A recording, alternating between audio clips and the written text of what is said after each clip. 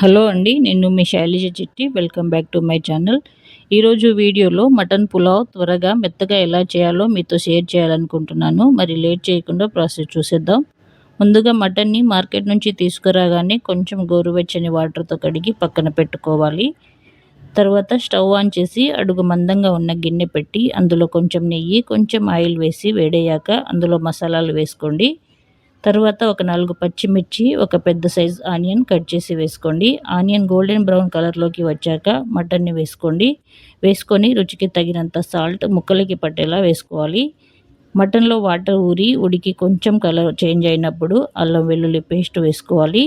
వేసుకొని ఒకసారి అంతా కలిసేలా కలుపుకొని మూత పెట్టి అల్లం పచ్చి వాసన పోయే వరకు ఉంచి ఆ తర్వాత మూత తీసి 1 స్పూన్ పసుపు, 2 స్పూన్ల కారం మీ రుచికి తగినంత వేసుకోండి. అలాగే 1 స్పూన్ ధనియా పౌడర్, 1 స్పూన్ గరం మసాలా వేసుకోండి. ఇప్పుడంతా ఒకసారి కలుపుకొని మసాలాలు కొంచెం మాడి ఆయిల్ వదులుతున్నప్పుడు కొంచెం పెరుగు వేసుకోవాలి. పెరుగు వేసుకొని మూత పెట్టి మధ్య మధ్యలో కలుపుతూ ఉండాలి.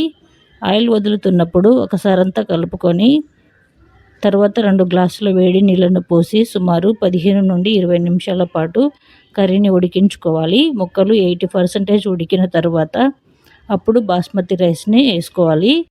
రైస్ని 1 గంట ముందే నానబెట్టుకుంటే మంచిది. నేను 2 గ్లాసుల రైస్ తీసుకున్నాను, ముందే నానబెట్టుకున్నాను. 2 గ్లాసుల రైస్కి 4 గ్లాసుల నీళ్లు పోయాలి. కానీ మనం ఆల్రెడీ కర్రీలో నీళ్లు పోసి ఉడికించుకున్నాం కాబట్టి 3 గ్లాసుల నీళ్లు మాత్రమే తీసుకుంటే మంచిది. మటన్ ఉడికి పైన ఆయిల్ తేలుతున్నప్పుడు కడిగి పెట్టుకున్న రైస్ వేసుకోవాలి. రైస్ని వేసి ఒక 5 నిమిషాలు అలాగే ఫ్రై చేసుకోండి.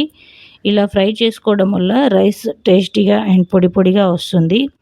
ఆ తర్వాత 3 గ్లాసుల నీళ్లు ఒక గిన్నెలో పోసి ఇంకో స్టవ్ మీద వేడి చేసి రైస్లో పోసుకొని రైస్కి సరిపడా ఉప్పును వేసి సరిచూసుకోవాలి. ఇలా మరుగుతున్న నీళ్లు పోస్తే రైస్ త్వరగా ఉడికిపోతుంది.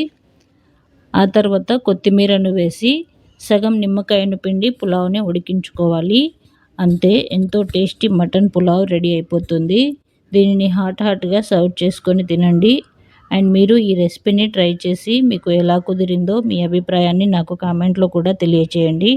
అండ్ మరిన్ని హెల్దీ అండ్ టేస్టీ రెసిపీస్ కోసం మన ఛానల్ని సబ్స్క్రైబ్ చేసి లైక్ కూడా చేయండి. మా ఇంట్లో వాళ్ళు ఈ పులావ్ తిని చాలా బాగుందంటూ మెచ్చుకున్నారు. మీరు తప్పకుండా ట్రై చేయండి. ట్రై చేసి మీకు ఎలా కుదిరిందో, మీ ఇంట్లో వాళ్ళు మిమ్మల్ని మెచ్చుకున్నారో లేదో తెలియచేయండి. అండ్ ఎవరైనా ఛానల్ని ఫస్ట్ టైం విజిట్ చేస్తుంటే లైక్ చేసి సబ్స్క్రైబ్ చేసుకోండి. సబ్స్క్రైబ్ చేసుకుంటే నేను చేసే వీడియోస్ మీకు నోటిఫికేషన్స్గా వస్తాయి.